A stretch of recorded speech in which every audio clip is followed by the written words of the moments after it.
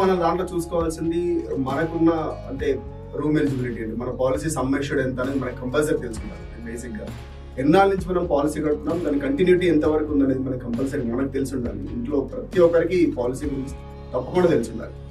ఎక్కడ ఎవరికి నేను కట్టేశాను, పాలసీ తీసుకున్నాను, ఫ్యామిలీకి తెలియదు అనేది కరెక్ట్ కాదు. Health insurance most important.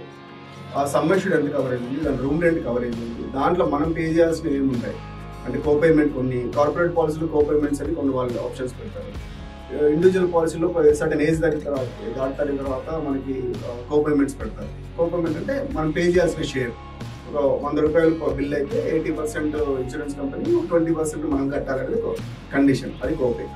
అది కాకుండా కొన్ని స్టాండర్డ్ డిడక్షన్స్ అని కొన్ని పెట్టుకుంటారు. ఫస్ట్ ఇనిషియల్గా 10 లక్షల బిల్ ఏంటంటే 50,000 మనం కట్టేది, మిగతా ఇస్తారు. అది చాలా పెద్ద సబ్జెక్ట్.